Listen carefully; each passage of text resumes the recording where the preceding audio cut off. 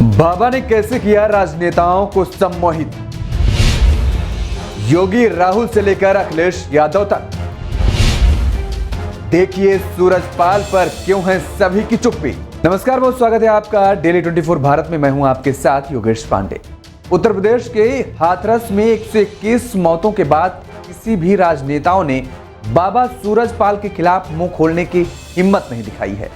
फिर वो चाहे सत्ता पक्ष के बड़े नेता हों या विपक्ष की। सत्ता पक्ष के नेताओं ने जांच और कार्रवाई की बात की तो विपक्ष के नेताओं ने इस हादसे के लिए सरकार और प्रशासन पर सवाल खड़े किए हैं, लेकिन बाबा पर चुप्पी साध रखी। और ऐसा देश में पहली बार है कि जब इतना बड़ा हादसा होने के बाद भी किसी राजनेता ने बाबा के खिलाफ एक भी शब्द या कार्रवाई की बात नहीं कही है, क्योंकि यह हादसा होता ही नहीं अगर बाबा वहां पर सत्संग नहीं करता और ना लोग वहां पर जाते।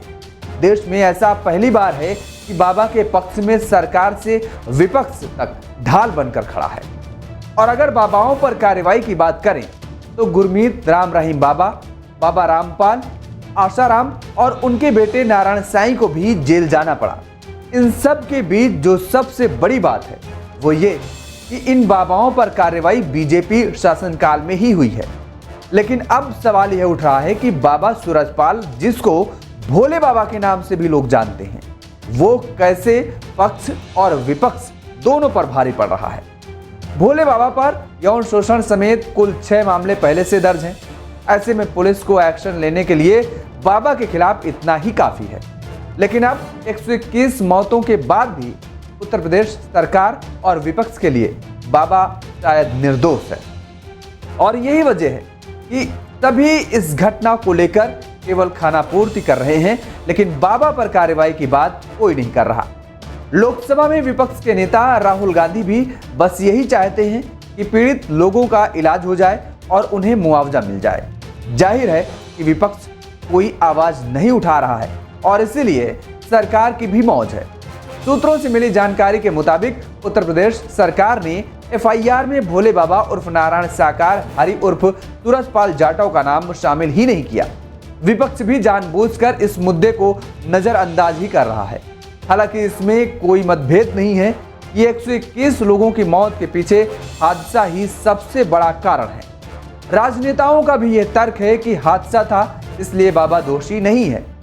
तब तो फिर उपहार सिनेमा अग्निकांड में उनके मालिकों का भी दोष नहीं होगा, क्योंकि आग लगना भी एक हादसा था।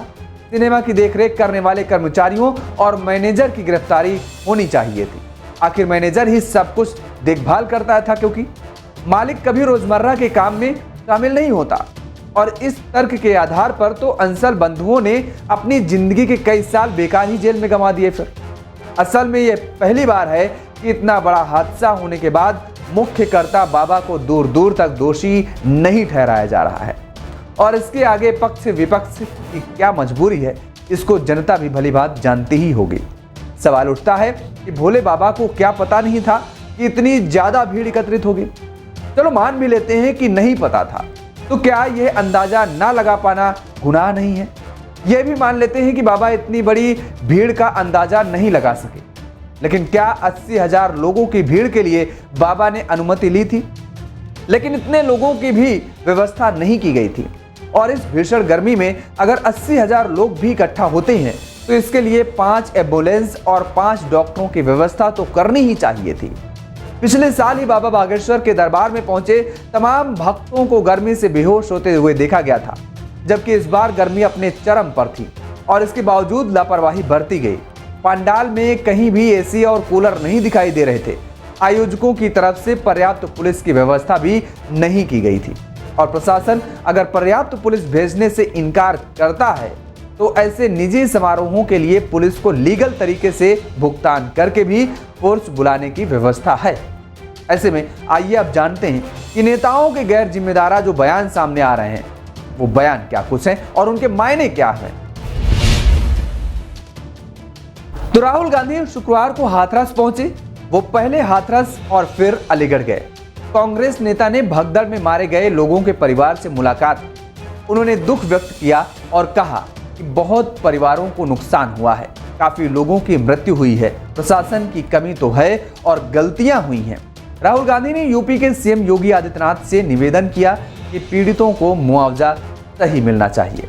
उन्होंने कहा कि मैं उत्तर प्रदेश के मुख्यमंत्री से विनती करता हूं कि दिल खोलकर मुआवजा दे, लेकिन राहुल गांधी के मुंह से नारायण हरि सरकार उर्फ भोले बाबा के खिलाफ एक शब्द नहीं निकला। दुख की बात है, बहुत परिवारों को नुकसान हुआ है, काफी लोगों की मृत्यु हुई है, तो दुख की बात है। मैं इसको राजनीतिक प्रिज्म से नहीं कहना चाहता हूँ, मगर प्रशासन की कमी तो है जी, और गलतियां तो हुई हैं, तो ये पता लगाना चाहिए। और शायद सबसे जरूरी बात कि कॉम्पनसेशन सही मिलना चाहिए जी, क्योंकि ये गरीब परिवार हैं जी, और मुश्किल का समय है इनके लिए, तो कॉम्पनसेशन ज्यादा से ज्यादा। और मैं यूपी के चीफ मिनिस्टर से विनती करता हूं कि दिल खोल के कॉम्पनसेशन करें। तो राहुल गांधी को आपने सुना, लेकिन राहुल गांधी बाबा पर सवाल नहीं उठा पाए कि आखिर उनकी गिरफ्तारी क्यों नहीं हुई, यूपी सरकार उन्हें क्यों बचा रही है। कांग्रेस नेता राहुल गांधी इन सब मुद्दों पर एक शब्द भी नहीं बोले।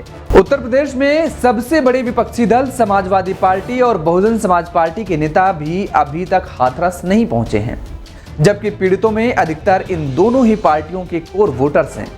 यही नहीं, विपक्ष के नेताओं के ऐसे बयान आ रहे हैं जिससे जाहिर होता है कि बाबा को क्लीन चिट दी जा रही है।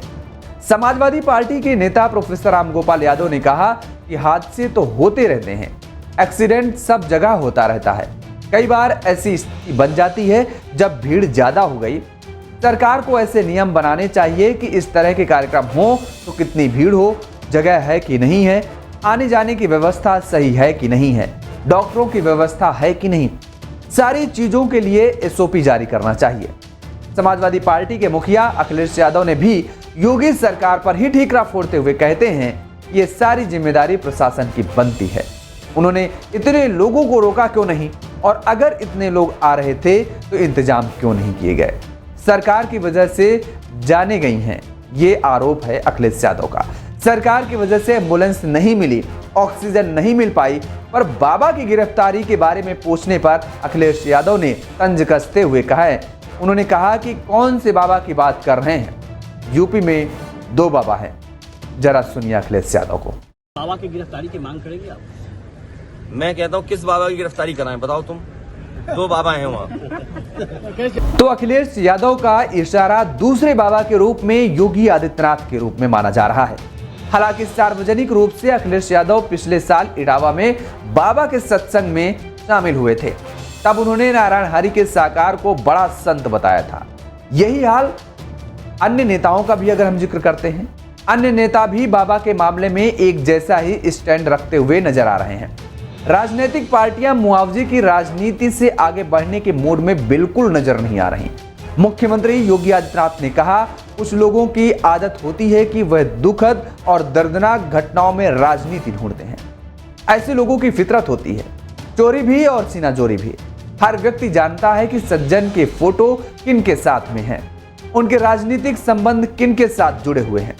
राजनीतिक लोगों की माने तो यहाँ सीएम योगी आरोप लगा रहे हैं, और वो आरोप जो है समाजवादी पार्टी के मुखिया अखिलेश यादव के ऊपर हैं, लेकिन अखिलेश यादव का बिना नाम लिए।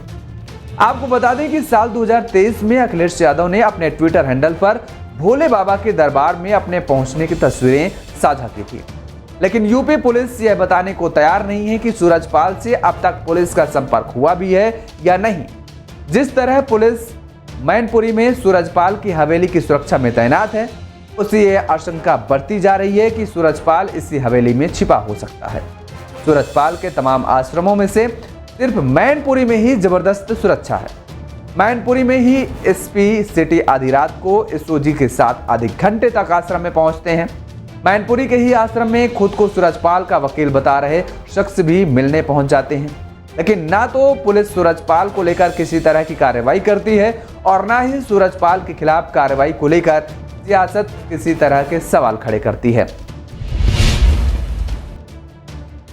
तो बाबा सूरजपाल के अनुयायियों में ज्यादातर दलित, पिछड़े, महिलाएं और गरीब तबके के लोग हैं और यह उत्तर प्रदेश, राजस्थान, मध्य प्रदेश, हरियाणा, दिल्ली और अन्य जगह बड़ी तादाद में मौजूद हैं।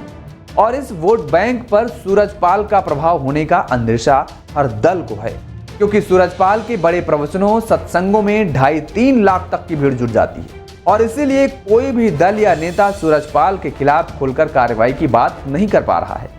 कासगंज जिले के रहने वाले बाबा दलित जाटव बिरादरी के हैं। बता दें कि उत्तर प्रदेश में इस जाति की 11% मतदाता हैं। पश्चिमी यूपी के 9 जिलों के लाखों लोग उनके समर्थक हैं, उनके सत्संग में जाते रहते हैं। शायद यही सबसे बड़ी वजह है कि कोई भी राजनीतिक दल सूरजपाल जाटव के खिलाफ एक भी शब्द बोलने की हिम्मत नहीं जुटा पा रहा है। मेरे साथ फिलहाल इतना ही। खबरों के लिए आप देखते रहिए डेली 24 भारत। नमस्कार।